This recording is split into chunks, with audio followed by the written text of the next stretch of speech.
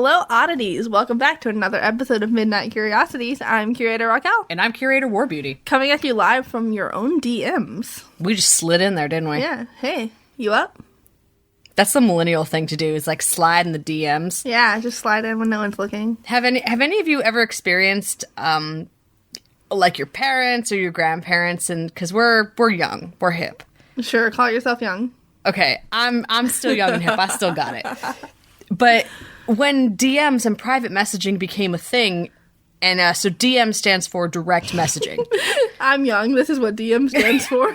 Listen, maybe we have older listeners who don't know what a DM is. Sure. They just know that we, the young people, say DMs. Sure. So, you slide into the direct messaging. Have you ever had anyone ask you about, like, what that is? No, I've never had anyone ask me what a DM is. Because I'm not old, but I'm also not young enough for people to have not asked me what that is. Sure. I fall at that age cusp where people are like, what's a DM and why do you slide in one? How does one slide? Into a DM. And I'm like, we just private message them. Yeah. You just directly message them. You literally just shoot them a text. There you go. Okay. That was my cool, I'm not the oldest millennial, but not the youngest millennial story also. And now you all know. I'm kind of squarely in the center of the millennial. I'm at the very bottom. I am squarely between millennial and Gen Z. You are. I can pick what I want to be by the day. The oldest millennial is like 40, and the youngest millennial is about 25. Yeah, I'm 24. Right, so you're just like, you're right there. I'm squarely 31. Right, so you're right in the middle, but I'm 24. I'm just on the other side of millennials. So you understand TikTok? I do. Great, because I still don't understand TikTok. I'm getting better at it, though. Can I tell the audience what you did? You can. You go ahead. I get into the studio today, and Warbeauty shows me so excitedly that she bought these leggings that are extremely popular on TikTok right now. I did. Because she is not immune to propaganda at all. At all. For someone who understands propaganda so well, I'm such a sucker for great consumerist I have seen propaganda. so many TikToks and so many advertisements, even on Instagram, for the TikTok leggings. Some girl on TikTok said I should get them. And you believed her. I believed her. So anyway, I purchased them. Yeah. Worth it. Definitely go buy them. What if someone's listening to this in 2 years from now and they're like, what is TikTok leggings? Well, they're very delicious leggings. Okay, to put it in a way that will keep our general audience rating, they are very tight leggings that are cinched on the back end to accentuate your bottom. Yes. Yes. Yes. You know what we were going to talk about? No. That cult. The Gwyneth Paltrow cult. Were we going to talk about that? I remember we were discussing that it would be very difficult to discuss the Gwyneth Paltrow cult in a PG way. That's true. We may have to mark one of our episodes 18 plus for explicit content just to talk about that cult. You want to have a whole episode on it? Let's ask our viewers. Do you guys want to hear about the Gwyneth Paltrow cult of lady parts? Yeah, she did make a cult about lady parts. So that's a thing. That's a thing, and we could do an episode on it. Because now they're all being indicted on trafficking charges. Oh my goodness. Of a more sexual nature. Yeah, so we could have a whole episode on it, but clearly doing so, we'll have to talk about more sensitive topics and more vulgar language. Yeah, well, there's no way around it when it's called, You can't even say it. I can't even say it. Yeah, so let us know if you want us to do that episode. We would make that sacrifice for you guys. Make that sacrifice. We act like we don't curse like sailors outside of this podcast. I like our family-friendly rating. Well, no, exactly. I think we have a nice way to appeal to a broader range. Sure, of course. We have a good rapport with our audience. Right, but I need you to know... I bet they can tell that we cuss a lot. That we curse a lot outside of this podcast. Yeah, like a lot. Curbing myself for this has been a really fun, unique challenge. It has been. I wonder if anyone has ever noticed, like, in the audio, where there will be, like, a short, like, clip where it cuts off, where someone definitely did a curse. Because we accidentally said something that would earn us a naughty rating on Apple iTunes. They would send us to naughty jail. They would send us to iTunes jail. Yeah. Well, okay, but speaking of millennials, I wanted to share. So I was thinking about this, and this is a weird segue into today's Okay, I'm ready for it. topic. That one. Sure. So it's actually an interesting study going on right now, and I follow a lot of religious news. Obviously, it's kind of my thing. She does. And a lot of articles are catering now to this whole growing idea that millennials are not rejecting God. Okay. But they are consuming spiritualism instead of religion. Okay. And so basically what that means is that you have this millennial and younger crowd, and they're disillusioned, disenchanted, and unhappy with the established religious establishments. That's fair and valid.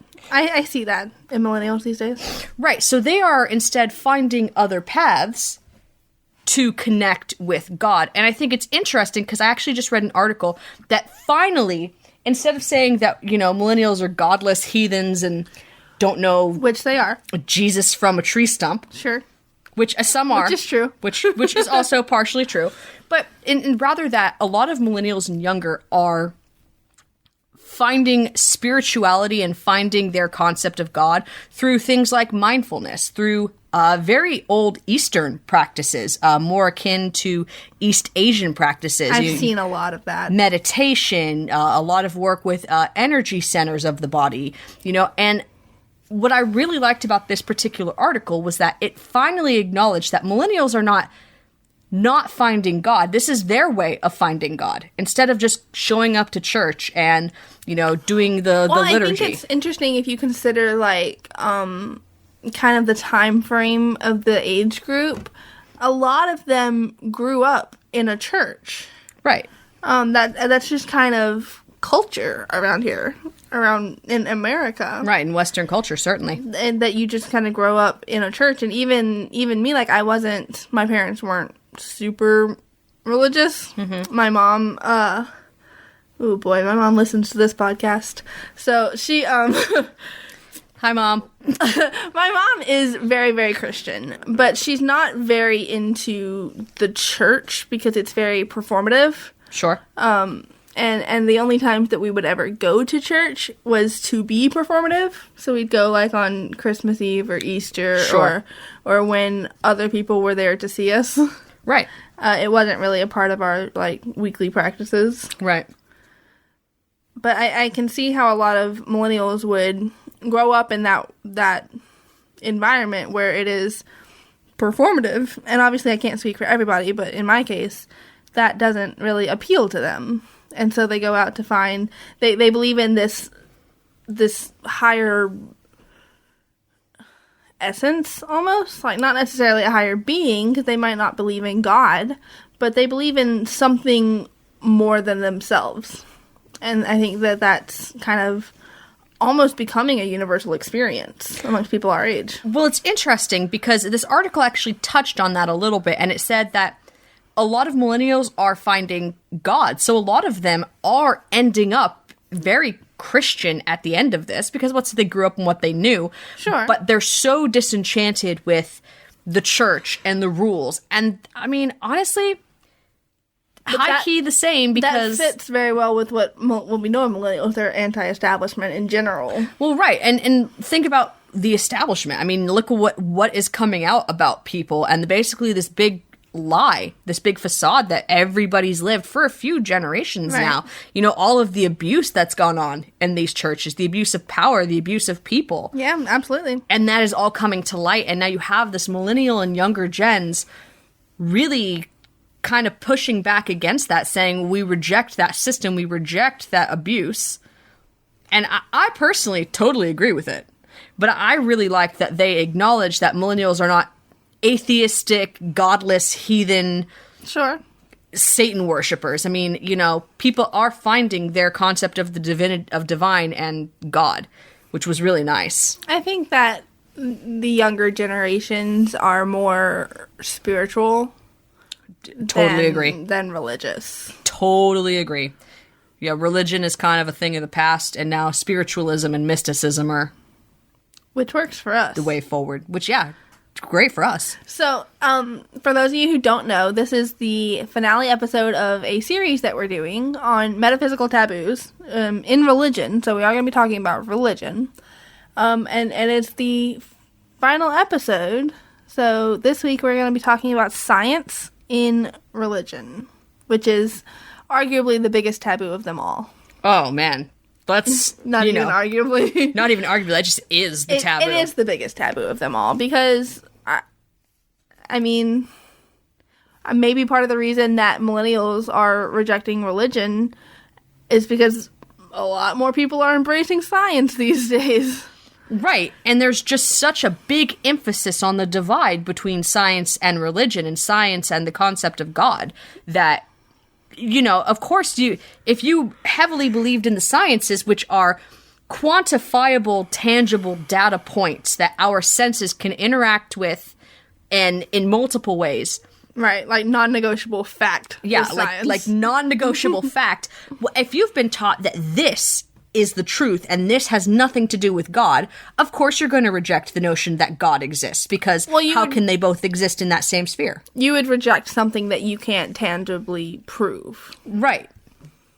Because at least in a Western world, and this is not so much the case in Eastern, but I think that it is starting to get there, especially with the newer gen of Eastern. But it's this concept that God and science are completely separate. They have nothing to do with one another. Right. And they can't have anything to do with one another because science is this secular, devil, man-made nonsense.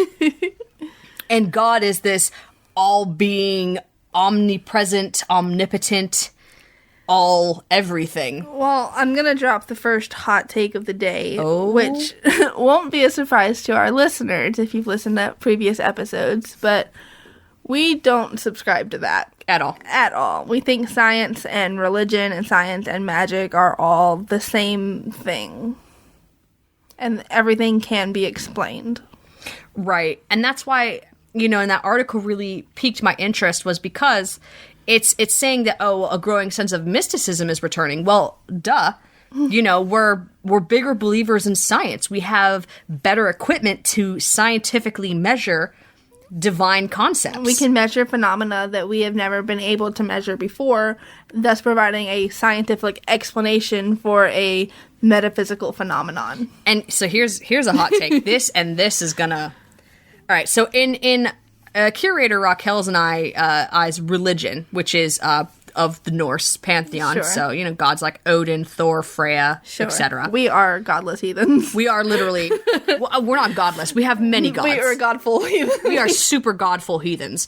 But there's a few sides to that. You have revivalists, which are people that are attempting to honor the traditions of the past, and this is an Indo-European.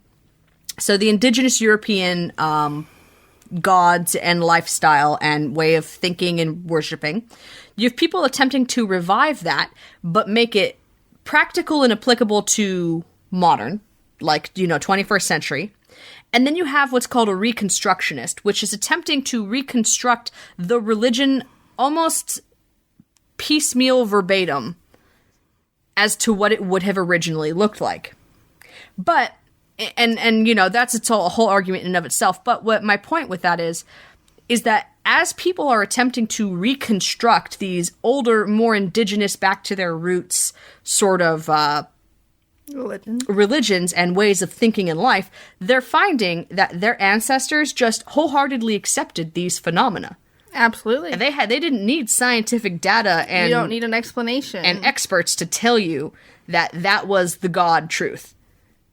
So it's funny to me now that people are reaccepting that because science is just proving that correct. Right. Like, oh, hey, wow, so maybe they did know stuff about crystal quartz. Like, wow, they were using this the right way. That's crazy, but we can just now measure that. Yeah, it's really interesting how as science grows and becomes more in depth, we kind of, it's almost like we're going forward and backwards at the same time. Yeah, it's really crazy. It's wild. The place I really saw it the biggest and the first was when I was doing skincare. So for those who don't know, my trade is skincare, and I have my international qualifications. I don't have skin. Yeah, so can't help, Curator Raquel. But, so I specialized in ingredients. And ingredients are a really interesting thing in terms of any health care at all. But for skincare specifically, because now you're getting into things, like herbs. And you're getting into, like, apothecaryism and all this really cool, like, fantasy-sounding stuff that sounds fake. But one of the things I noted in my paper, my dissertation for my credentials was there are scientific studies being done on, take lavender. This was one of the ones in the paper. I will take the lavender. Take the lavender and put it on your skin because it's actually really good for you. Sure. And they based it off of historical practice with lavender. And they said, okay, this is, lavender was this, like, miracle flower for a lot of people. Yes. Jump forward to modern day. Now we can measure lavender. And, everyone's, essential oils, that's just that hippie alternative wellness nonsense. But what you don't realize is that the ancestors weren't stupid. No. They were not. So now we've measured that lavender is so powerful, and it's actually one of the most powerful antioxidant plants that you can get readily available and get your hands on. Mm-hmm. It's so powerful that it is literally reversing the damage of diabetes in diabetes patients. It balances blood glucose levels. It is literally reversing the skin damage caused by, when your toes turn black because your diabetes is advancing. Sure. It literally reverses damage done to the kidney and the liver. Wow. I mean, it is mega powerful. And that was after 14 days of lavender. Oh, wow. So it's interesting because, like, lavender is one of those things that in, like, say, witchcraft circles, everyone knows to be, like, a very powerful plant. It's like your standard, you have to have it in your apothecary. Right. And that's been that way for centuries. Right. And so it's just so fascinating that science has come along to be like, actually, yes. Actually, yes. Well, and that's just so funny to me, too, because, one of the biggest pillars of modern Christianity is Catholicism, obviously, duh. Oh, we love those Catholics. Oh, we do love the Vatican and the Rome. But the Rome. The one. Yeah, the Rome. But it's interesting because, in the censers, the swinging incense pyre things. Okay. They put frankincense. I do remember this, yes. And frankincense is not only an active antidepressant ingredient, which is why you feel better going to church. Feel better. They're literally, like, mind manipulating you into liking church. Right. But frankincense, so advanced and so cool of them. Right? Like, way to be forward thinking. I love that. But frankincense is also an active cancer killer. Yeah, it's like a healing agent. Big, powerful anti-cancer healing agent. Like, it destroys cancer cells. It eats them. Yeah. So when you hear these miracle stories of people that go to church, they, like, find God and start going to church regularly, and then their body starts healing itself. Maybe there's a scientific reason for that. Right. And so that's what I'm saying, science and God are blended, and I always held this conviction that why would God, if you believe in God or a God or any gods, if you just believe in the concept of God and you believe that God created all of this nonsense, mumbo jumbo, blech. You want that, Megan? Right. If you believe he created all of this, or she, or whatever you believe, if you believe a God created all of this, why then would that God who created the laws of physics, which are very real and tangible, why would they operate outside their own laws? That is a very silly concept to me. I don't know. Good. I'm glad you really had a good response for that. I don't know why anyone would consider why they're God. I think part of it is, and you're not going to like this because, frankly, I tend to blame a lot of things on the Christians. Sure. I think that a large portion of that comes from their favorite saying, which is God works in mysterious ways. They love to say that when they don't understand something and they don't look for a scientific explanation. They want to suspend their belief and lend that credence to their deity to further empower their deity. They want to give them these mystical supernatural powers that they don't understand, and they're not willing to take a logical scientific approach to it. Right. I guess we're just unique in the mindset that, why can't a prophet or a deity or some sort of divine person, why can't they perform quote unquote miracles? Why does the supernatural have to be something we don't? Why did prophets disappear? Why did prophets disappear? Let's talk about that. No, we had an episode on prophets. We did. But, I mean, yeah, right. Why would all of this suddenly disappear? I don't think it did. I think it just became... It became science. Science. It became more knowable. So, why... Let's get to the meat of the episode. Why is science the biggest taboo of them all? Why is science so taboo when it comes to religion and metaphysics and magic? Why is science this big thing that we don't want to talk about? Okay, I don't know when this happened. No clue. Could not tell you.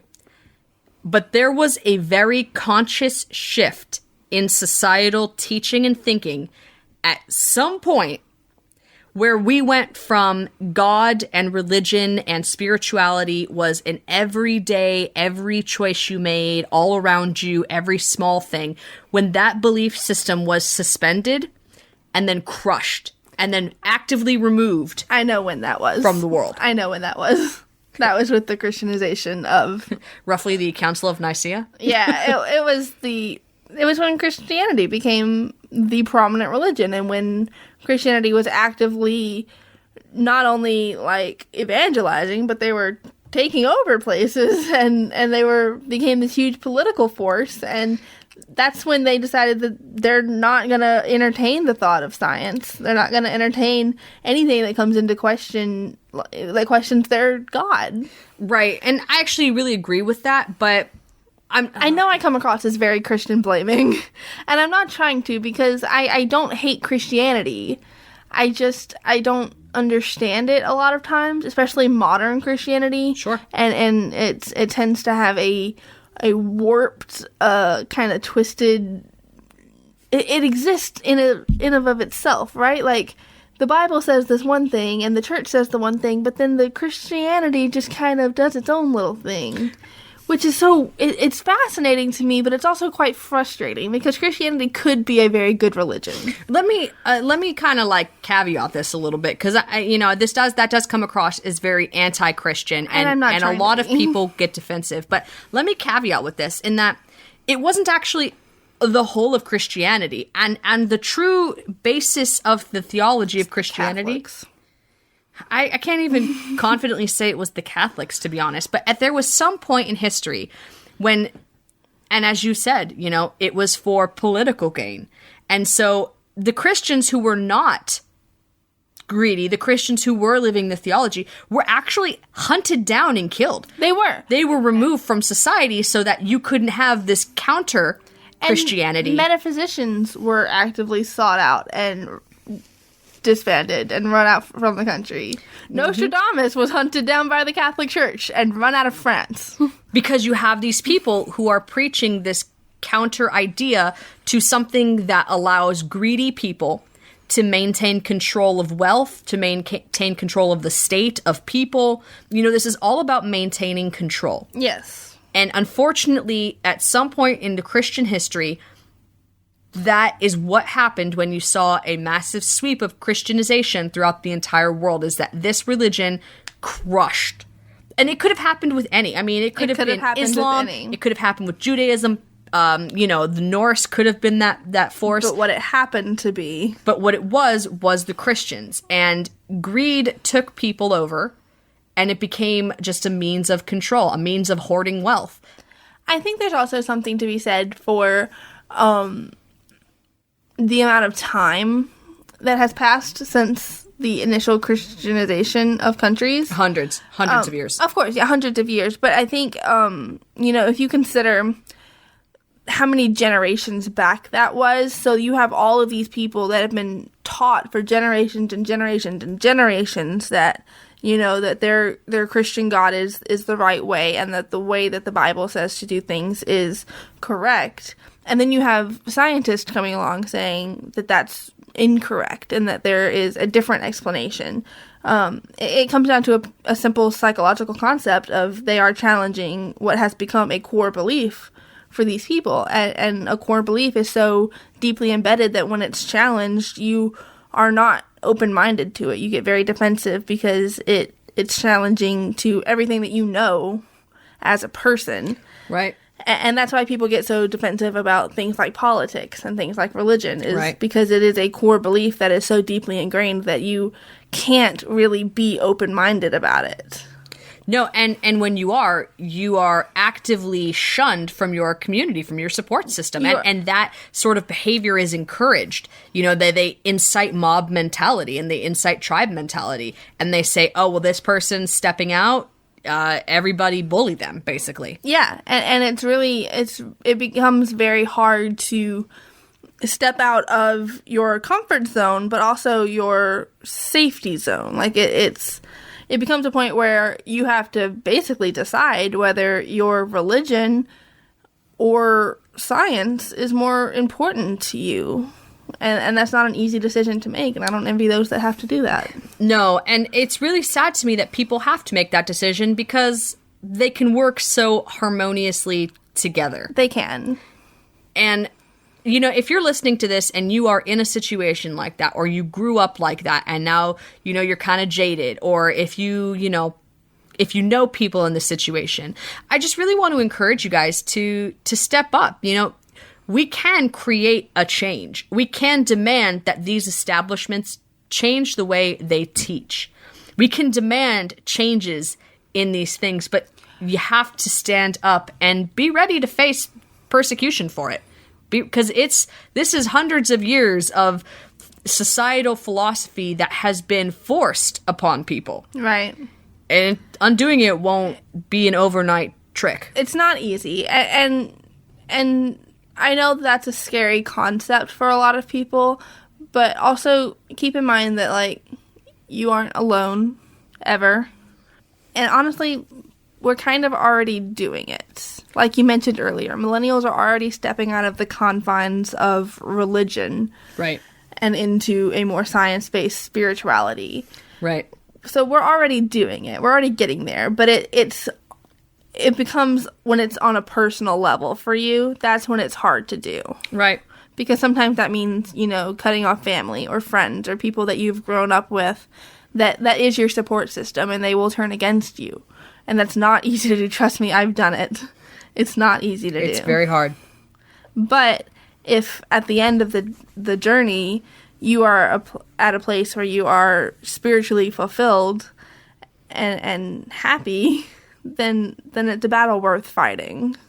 That's always confused me about the modern and current religious establishments. And to credit for the past, I would say maybe 5 years, to a lot of their credit, they are attempting to start to bridge the gap. They are. They are attempting. Make no mistake. The Catholic Church actually just invited basically Catholics everywhere to basically suggest to the Pope how you would reform the liturgy. Everything from Eucharist to blessings. We've even discussed how Pope Francis is the most progressive. Oh, super progressive. Super progressive. And that's like a huge, huge step for Christians and for Catholics. A big win for religion moving forward and modernizing with society and changing. Now, obviously, still a lot of work needs to be done. Of course. But the fact that he is willing to start to bridge that gap that's bananas. Yeah, it's massive in ways that we can't comprehend. Unheard of since the Council of Nicaea. Yes. And that was a couple hundred years ago, guys. That was a minute ago. Yes, I think that at the end of the day, science isn't as scary as it sounds. You know, we're even making it sound like this big scary thing that you have to defy everyone you know and love and go fight in a battle to be a scientist. You don't. It's not. You can just do the research. You can just read the articles of research other people are doing. Right. It's one thing at a time. It's looking for explanations that you had previously not looked for. And I mean, honestly, that's all some of us can do. Not to get all X-Files here, but the answer is out there. The answer is out there. I like that. You're welcome. The answer is out there. Like, it is. There is a scientific explanation for everything, and if we haven't found it yet, we will find it. You know, but not to underpin the importance of spirituality and faith, though. Because, you know, just because we can't quantify it with data that we can put on paper and publish and everyone can fact check it with their machines, you know, there is a lot to be said about the other half of this coin, which is faith. I agree. Because there's, you know, the human mind is an incomprehensible, multi-dimensional calculator computer machine guy. And we created God. And we essentially created the concept of God.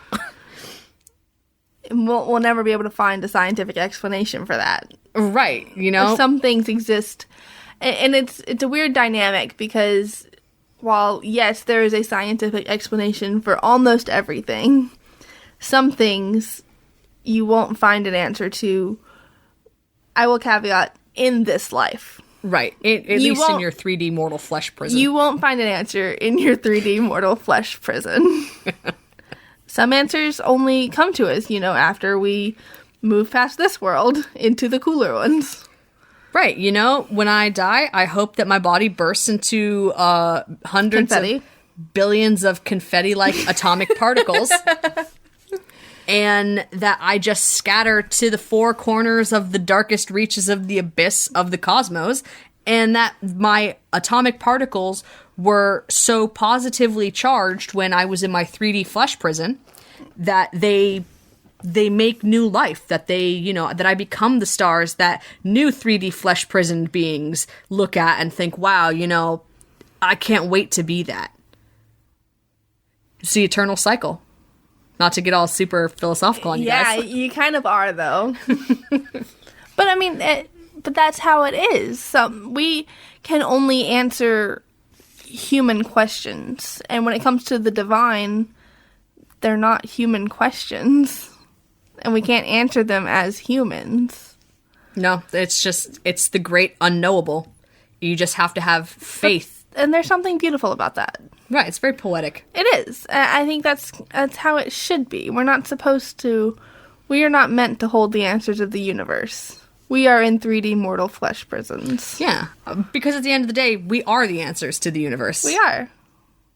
We make it all up. That's true. This is a giant simulation. We live in a simulation. That's true. Same hat. And this just further confirms that War Beauty and I are, in fact, the same person. Yeah, it's really funny. I basically just throw my voice, and you guys can't tell the difference. It's so, it's a weird talent that you have. It is. Yeah. They'll figure you out one day. I refer to myself in the first and second person. You refer to yourself in the third person anyway.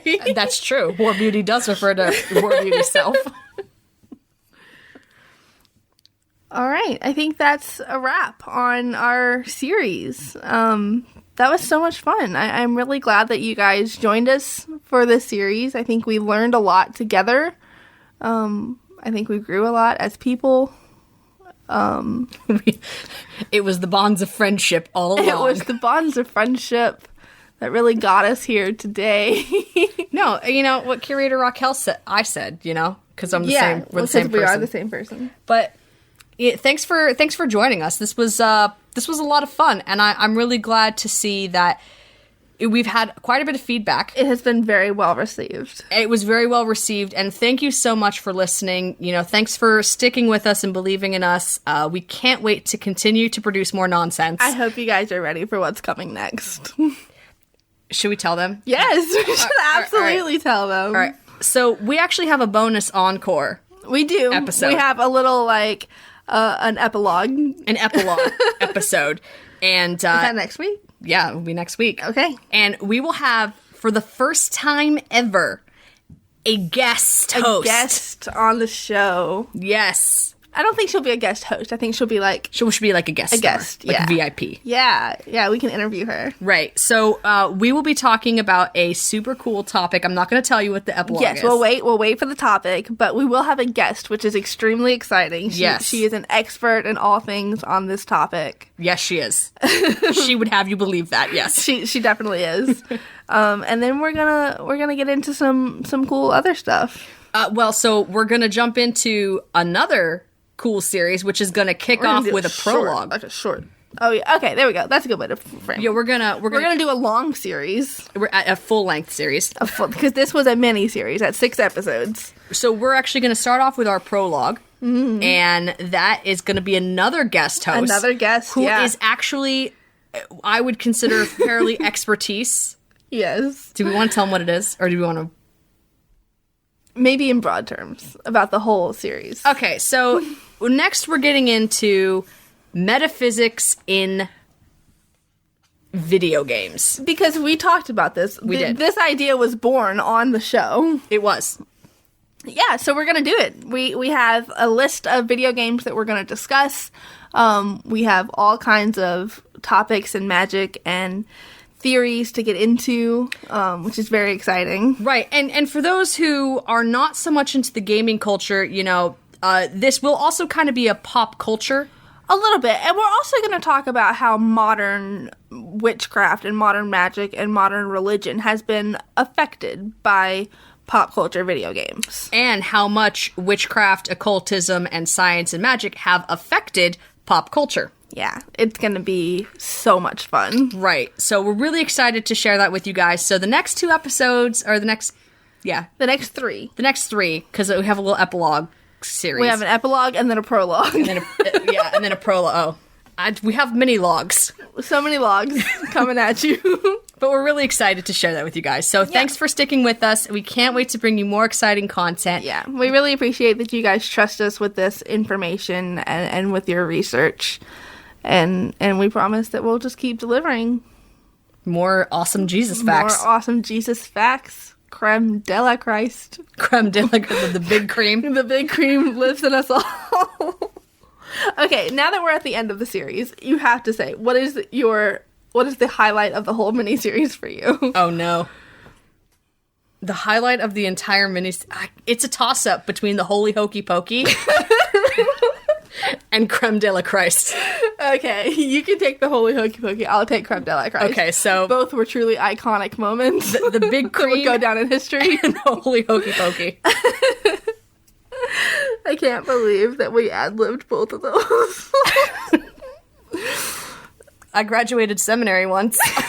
Oh yeah, the consistent misrepresentation of the Bible.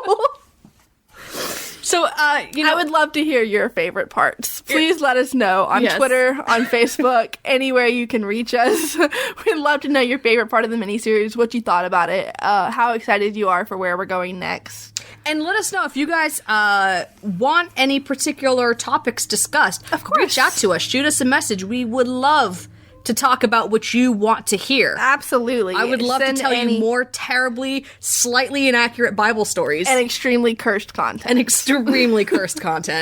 Yeah, of course. You can always reach out to us with any sort of episode ideas that you guys may have. Like I said, we have Twitter, Facebook. You can even email us at oneeyeoddities@gmail.com.